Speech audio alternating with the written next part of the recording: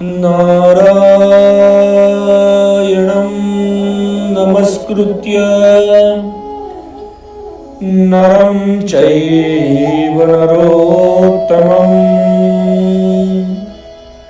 देवीं सरस्वतीं व्यासो ततो जयमुदीरये।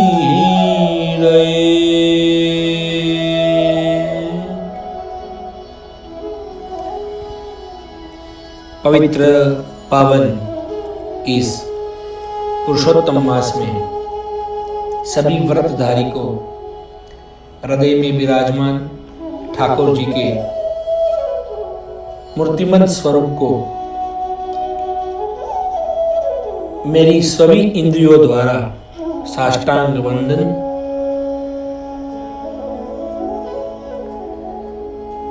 रसराजेश्वर आपके मन की इच्छा पूर्ण करे,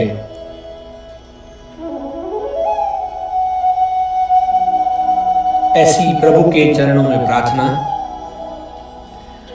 प्रभु के गुणानुवाद हम सुन रहे हैं,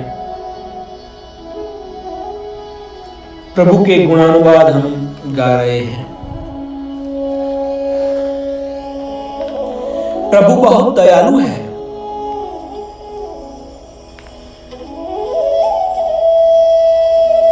आगे सुना था नारायण ने बताया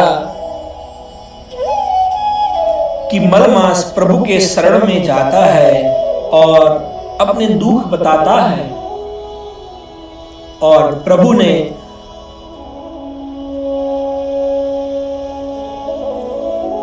आगे क्या किया वो हम आज सुनेंगे।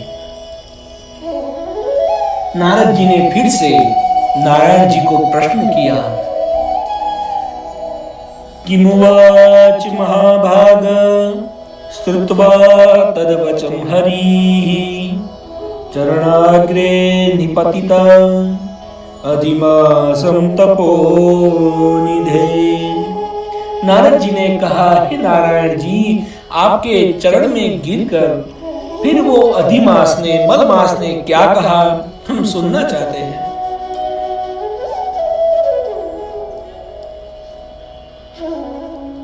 भगवान ने कहा कि वो अधिमास का बहुत ही दुखी था, मन में शोक था, उसका मन उद्विग्न था, अपने हाथ में नहीं था, और प्रभु के चरण में आकर वो मूर्छित हो गया, बेभान अवस्था में हो गया, और उनको उठाने के लिए पक्षीराज गरुड़ जी ने अपनी पांख से उनको पवन डाला और मूर्छा में से जागृत किया।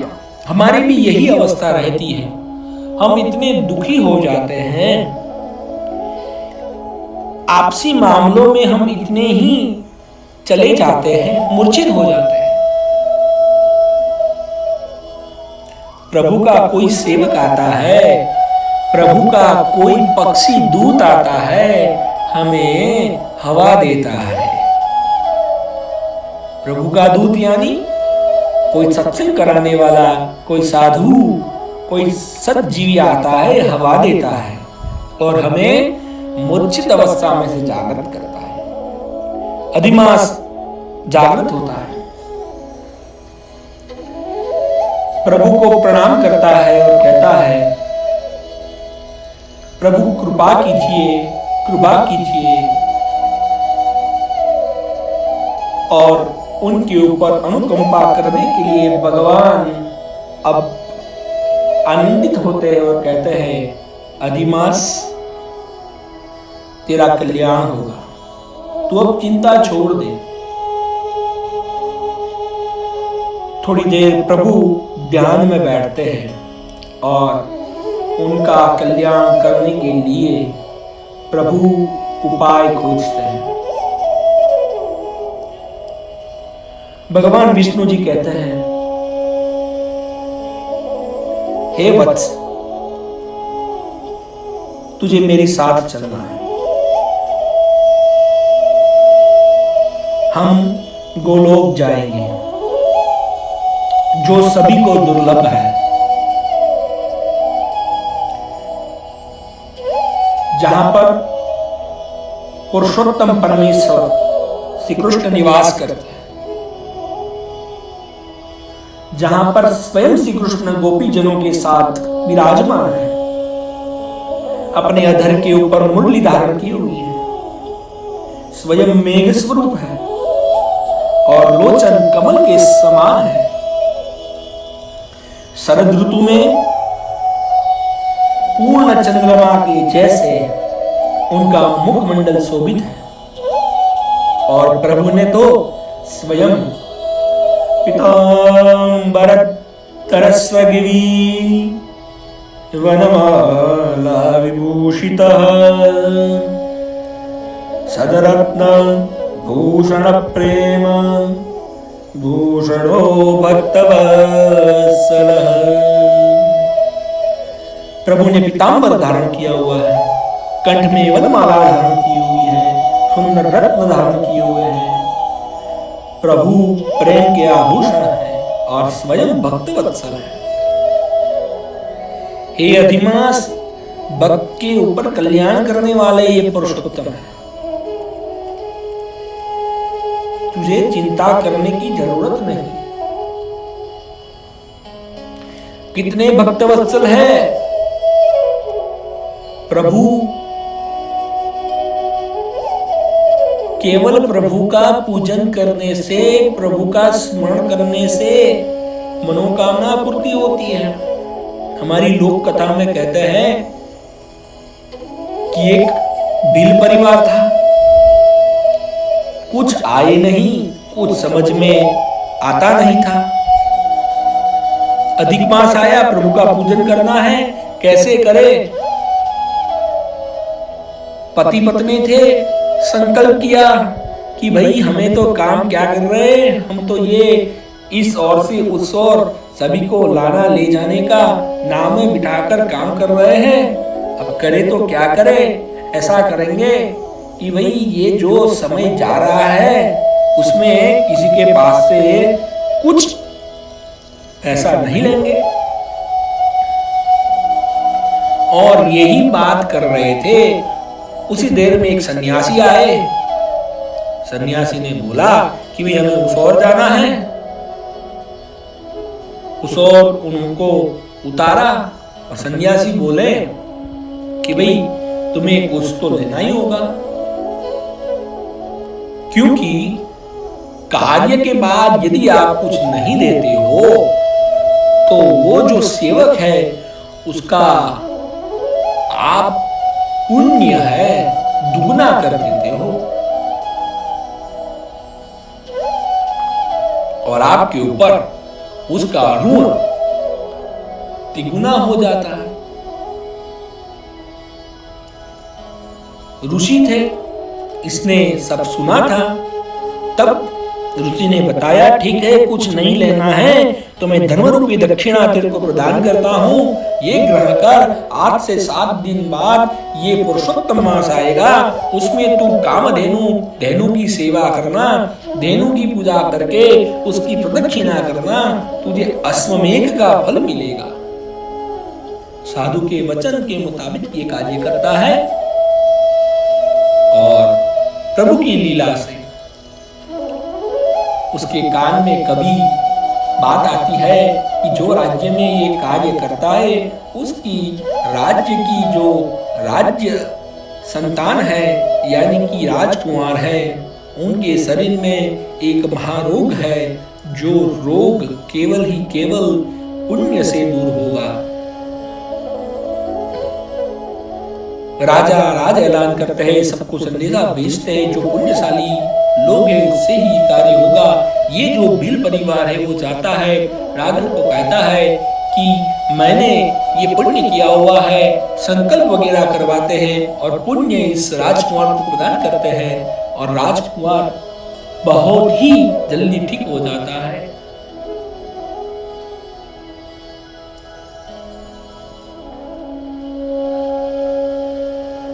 तब राजन को पता चलता है कि प्रभु की कृपा से कितना बड़ा कार्य सरलता से हो जाता है।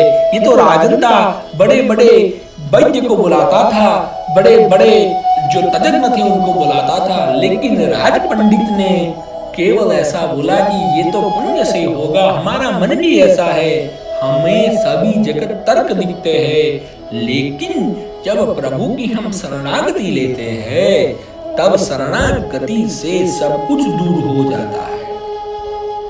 ये भील परिवार ने भी शरणागति स्वीकारी और राजन ने भी प्रभु की शरणागति स्वीकारी। सब कुछ छोड़कर मन में जो भी भावना है, काम क्रोध लोभ मोह माया इत्यादि छोड़कर प्रभु के शरण में जाना जरूरी है।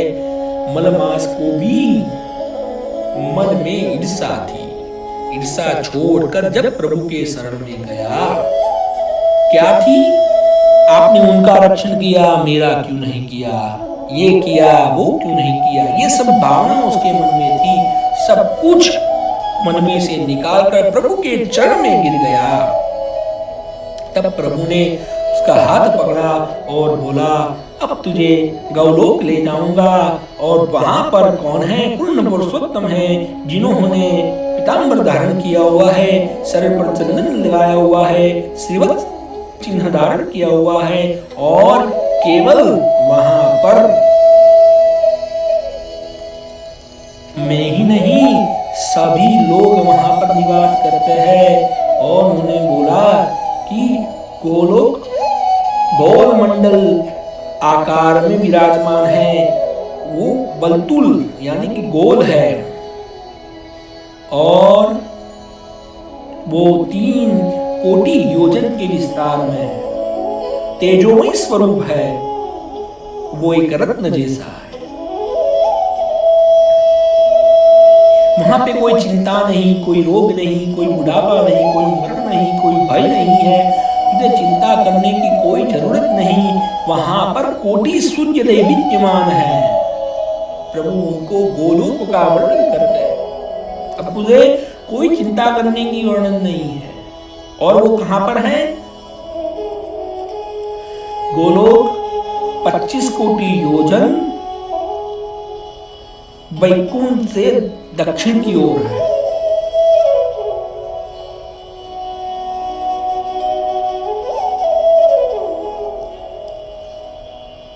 और उनकी दाहिनी ओर शिवलोक है।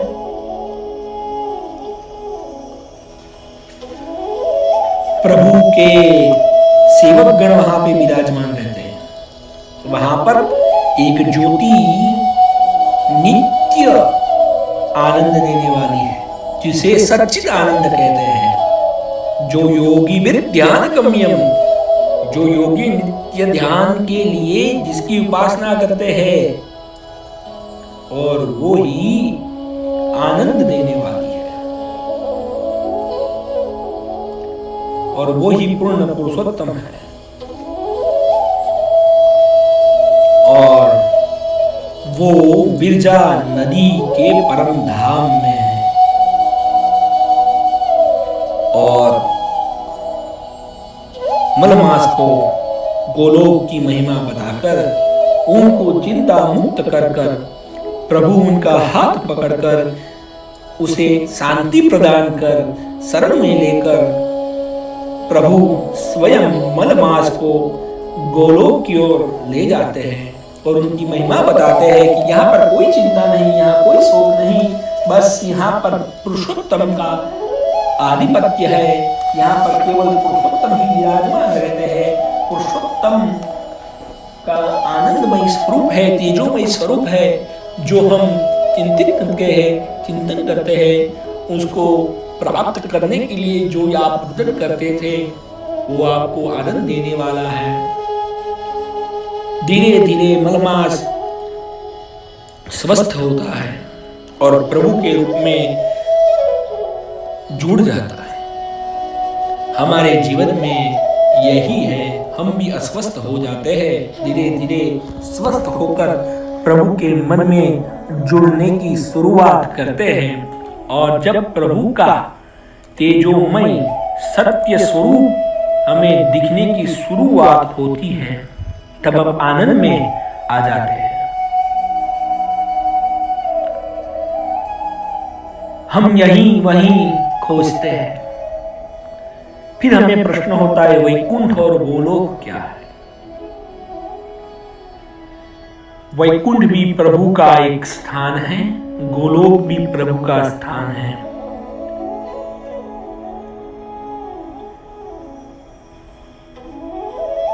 वो दोनों प्रभु के द्वारा निर्मित स्थान है और जहां प्रभु भक्तों के साथ निवासित करते हैं वो गोलोक कहा जाता है। और प्रभु उनको हाथ पकड़कर मलमास को वहां ले जाते हैं और उसको आगे फिर क्या बात करेंगे, क्या उसकी महिमा बताएंगे और उसके साथ मलमास क्या चर्चा होगी और मलमास का कैसे नामकरण होगा, ये सब बातें हम आगे करेंगे। प्रभु से हम प्रार्थना करें जैसे प्रभु ने मलमास को उनके शरण में लिया, हमारे सभी दोष को दूर करके प्रभु उनके शरण में हमें ग्रहण करे। इसके साथ ये गोलोक गमन नामक जो पंचम अध्याय है प्रभु के चरण में अर्पित करते हैं। श्रीमद् बृहन्नारदीय पुराणे गोलोक गमन नाम पंचमोऽध्यायः श्री कृष्ण चरण कमल अर्पितमस्तु। पुरुषोत्तम भगवान की जय।